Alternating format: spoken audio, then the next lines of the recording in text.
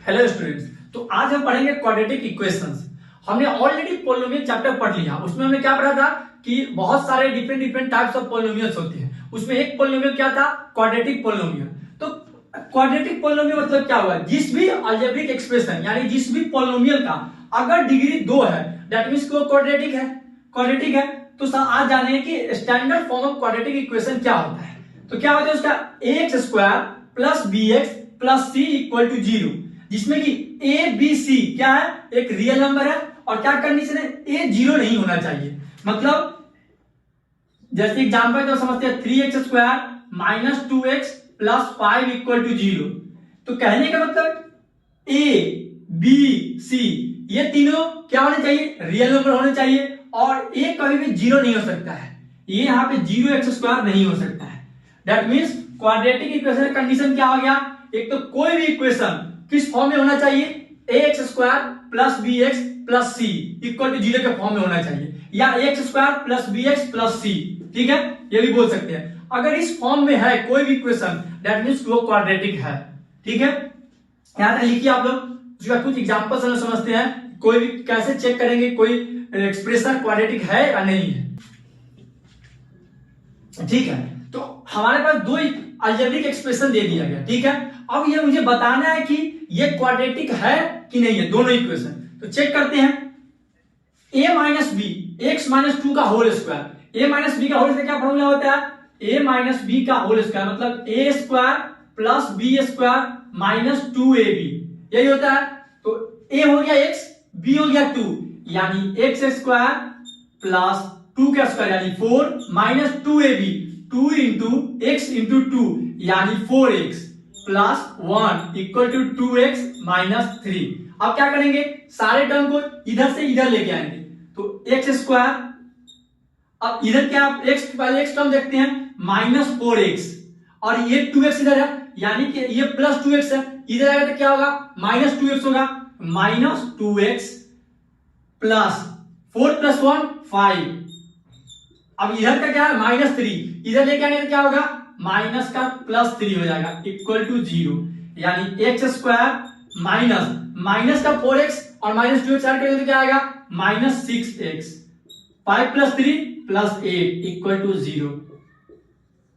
अब क्या ये क्वाड्रेटिक है कि नहीं, इस फॉर्म में आया कि नहीं, ax square plus bx plus c equal to 0। ये हमारा स्टैंडर्ड फॉर्म ऑफ इक्वेशन है क्वाड्रेटिक का। a और b और c क्या होना चाहिए, रियल नंबर होने चाहिए है, और a 0 नहीं होना चाहिए, a हमारा 0 नहीं है। दैट मींस ये क्वाड्रेटिक इक्वेशन है। ठीक है, उसी प्रकार से दूसरे इक्वेशन का चेक करते हैं कि क्वाड्रेटिक इक्वेशन के फॉर्म में है या नहीं है।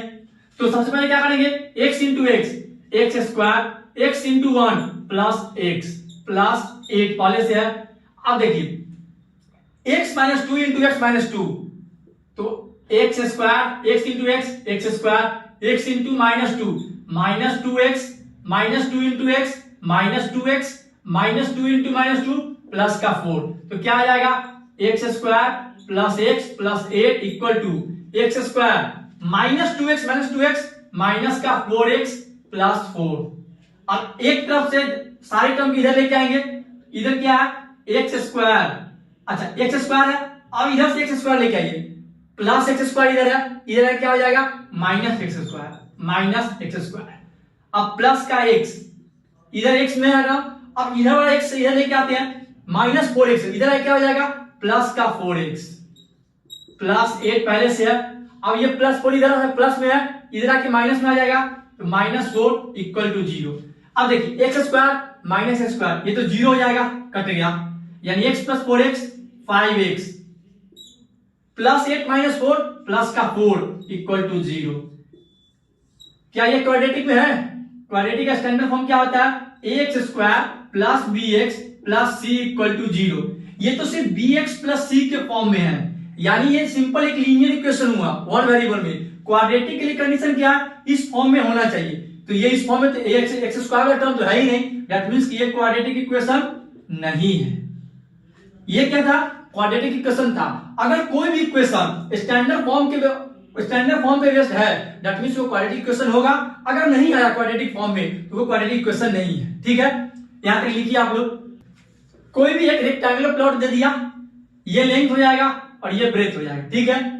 और बोल रहा है लेंथ ऑफ द प्लॉट, यानी length of the plot is 1 more than twice its breadth। मैंने ब्रेथ को b मान लिया, 1 more than twice its breadth। बोल सकते हैं कि लेंथ का वैल्यू क्या है, बोल रहा है कि 2 times ब्रेथ होना चाहिए, उसमें एक जोड़ना है।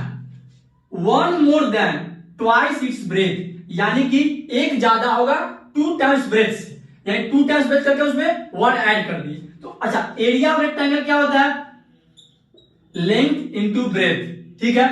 लेंथ हमारा क्या है यहां से 2b प्लस 1, ब्रेथ को मैंने ब्रेथ ही मान लिया, b यहां पे माना मैंने ब्रेथ को।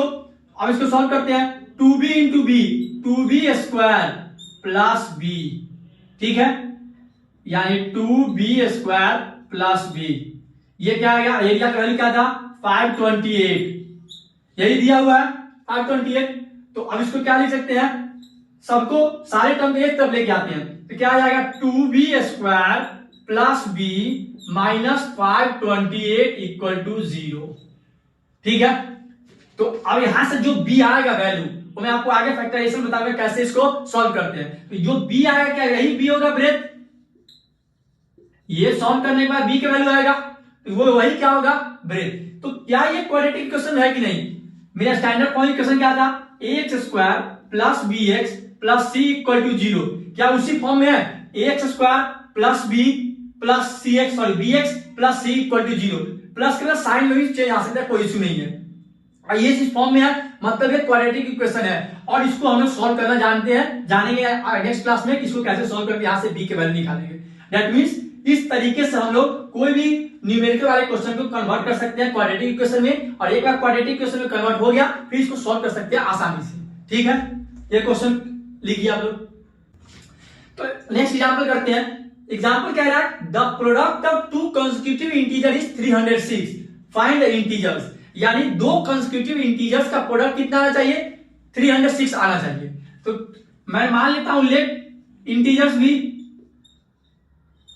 इंटीजर क्या है x, फर्स्ट इंटीजर क्या है, कंसेक्यूटिव मतलब क्या होता है लगातार, जैसे 1 2, यानी 1 के बाद नेक्स्ट नंबर कौन सा है 2, मैं बोलूंगी 5 के बाद नेक्स्ट इंटीजर 6। कंसेक्यूटिव मतलब हो गया उसके नेक्स्ट टर्म की बात कर रहा है, यानी कि अगर ये x है तो इसमें 1 जोड़ दिया, x प्लस 1, सिंपल। अगर मैं मान लूं कि x 5 है तो नेक्स्ट टर्म क्या हो जाएगा 6 कैसे आया, इसमें मैंने 1 जोड़ दिया, यानी कि मैं मान सकता हूं अगर कोई पहला टर्म x है तो उसका नेक्स्ट टर्म क्या होगा x प्लस 1 हो जाएगा। मैं मान लेता हूं इंटीजर x है, एक x हो गया, उसका नेक्स्ट कंसेक्यूटिव टर्म क्या हो जाएगा x प्लस 1 हो जाएगा। अब बोल रहा प्रोडक्ट, यानी इन दोनों का प्रोडक्ट क्या है, मल्टीप्लाई करने में कितना चाहिए 306, यानी x into x plus 1 equal to 306, ठीक है, 306 आना चाहिए। अब इसको सॉल्व करते हैं, x into x square plus x into 1 x equal to 306, यहां से क्या आ जाएगा x स्क्वायर प्लस x, जो 306 इधर है इसको इधर लेके आएंगे तो माइनस 306 इक्वल टू 0। ये किस फॉर्म में आ गया, क्वाड्रेटिक इक्वेशन फॉर्म में आ गया, ठीक है। इसको सॉल्व करना हम लोग सीखेंगे नेक्स्ट लेक्चर में कि अगर क्वाड्रेटिक इक्वेशन दिया हो इसको कैसे सॉल्व करते हैं। देखिए क्वाड्रेटिक इक्वेशन की क्यों कैसे आया, क्योंकि ये स्टैंडर्ड फॉर्म इक्वेशन में दिया हुआ है ax square plus bx plus c equal to 0 के फॉर्म में है, यही क्वाड्रेटिक इक्वेशन का कंडीशन है। a b c real number होना चाहिए, रियल नंबर है 1 1 हमारे ये 3 है, और a 0 नहीं, यहाँ पे 1 है, दैट मींस a 0 भी नहीं है, दैट मींस ये क्वाड्रेटिक इक्वेशन का स्टैंडर्ड फॉर्म है। अब यहां से इजीली हम लोग ये जो x का वैल्यू आएगा वही इंटीजर है, x को मैंने इंटीजर माना, तो यहां से इजीली निकल जाएगा दोनों कंसेक्यूटिव नंबर कौन से है, ठीक है। ये लिखिए आप। एग्जांपल क्या कर रहा है, अ train travels a distance of 480 kilometre eight uniform speed. कोई एक ट्रेन है तो कितना डिस्टेंस कवर कर रही है 480 किलोमीटर यूनिफॉर्म स्पीड से, बोल रहा यानी डिस्टेंस टोटल कितना हो गया 480 किलोमीटर। बोल रहा है if the speed had taken 8 kilometre per hour less, अगर स्पीड को जो इसका ओरिजिनल स्पीड था, मान लेते इसका ओरिजिनल स्पीड क्या था s, ओरिजिनल टाइम भी मान लेते हैं t, यानी अगर जो ओरिजिनल स्पीड था उससे 8 किलोमीटर पर आवर कम करता है तो टाइम कितना ज्यादा ले रहा है 3 घंटा एक्स्ट्रा ले रहा है, यानी कि अब स्पीड क्या हो गया s1 मान लेते हैं, ये कितना हो गया s plus s minus 8 time क्या बोल दिया आप, t+3, ठीक है। यानी अगर 8 घंटा की स्पीड 8 किलोमीटर पर आवर अगर लेस होता है तो टाइम कितना इंक्रीज हो रहा है, 3 आवर। और एक फॉर्मूला हमने ऑलरेडी पढ़ रखा है, distance equal to speed into time, ठीक है। डिस्टेंस कितना दिया हुआ है, 480 equal to speed into time. तो टाइम से यहाँ 480 बाई एस ये लिख भी सकते हैं बस। अब यहाँ चेक करते हैं, distance equal to speed into time, यही फॉर्मूला होता है। तो नए वाले के लिए पुट करते हैं, डिस्टेंस अभी भी डिस्टेंस तो उतना ही है, 480 किलोमीटर ही चल रहा है, इसको भी 480 किलोमीटर। तो डिस्टेंस 480 किलोमीटर, स्पीड क्या है s माइनस 8, टाइम क्या है t+3, ठीक है। तो 480 equal to s into T, S T, s into s into 3 plus 3s minus 80 minus 24।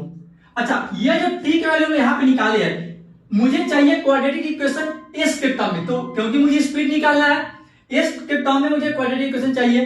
तो यहाँ तो अभी ऐसे क्वाड्रेटिक तो नहीं बनेगा, यानी कि अगर मैं t को रिप्लेस कर दूं 480 बाई s से, तो चांस रहेगा कि क्वाड्रेटिक इक्वेशन बन जाएगा। अगर एक बार क्वाड्रेटिक इक्वेशन बन गया तब तो हम बड़े आसानी से मेथड से निकाल लेंगे, फैक्टराइजेशन करके या जो भी मेथड आगे पढ़ेंगे उससे स्पीड के वैल्यू निकाल लेंगे, ठीक है। अब चेक करते हैं, 480 equal to S T plus 3s minus 8 into 480 by S, 480 by S, ठीक है, माइनस 24। तो S T plus 3s minus 48 into 8, अरे तो 6 हो गया कैरी,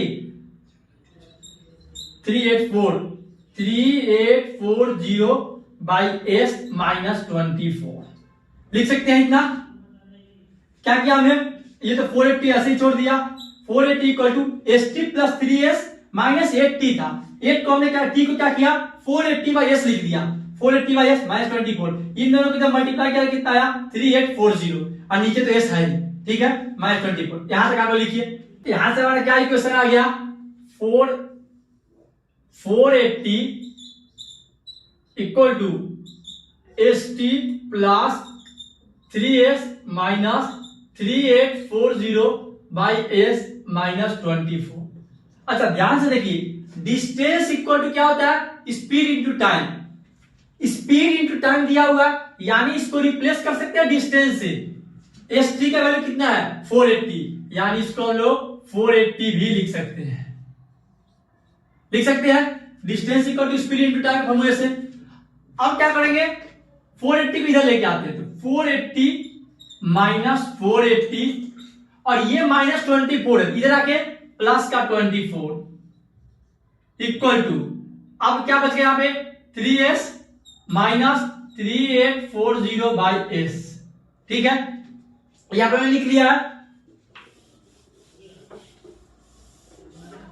तो इधर क्या आ गया, देखिए 480 माइनस 480 ये तो कट गया, यानी बच गया 24 इक्वल टू, अब एलसीएम लेते हैं,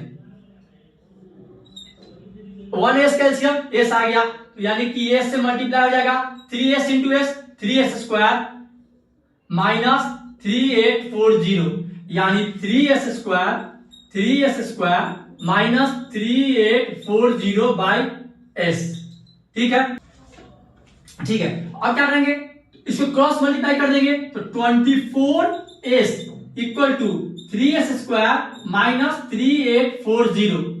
तो अब क्या करेंगे, इसको इधर लेके आएंगे, 3s square minus 24s minus 3840 equal to 0, ठीक है।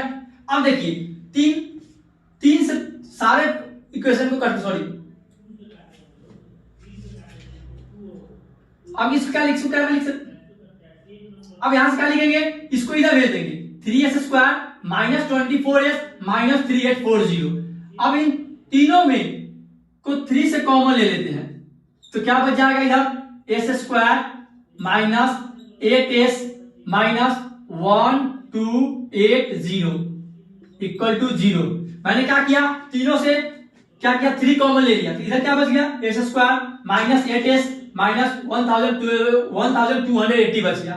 अब 3 उधर जाएगा तो 0/3 तो 0 ही आएगा। इधर क्या आ गया, x² minus 8s minus 1280 equal to 0। क्या ये क्वाड्रेटिक इक्वेशन फॉर्म में है? बिल्कुल है। ax² plus bx plus c equal to 0। a b c तीनों रियल नंबर भी है और a 0 नहीं है, यानी यहां से जो s निकलेगा वो क्या है, वही स्पीड है। मैंने ओरिजिनल स्पीड क्या बना था, s बना था। यानी कि अगर एक क्वाड्रेटिक इक्वेशन के फॉर्म में आ गया, दैट मीन यहां से हम लोग सॉल्व करके स्पीड ऑफ ट्रेन निकाल सकते हैं। ठीक है, लिखिए आप लोग।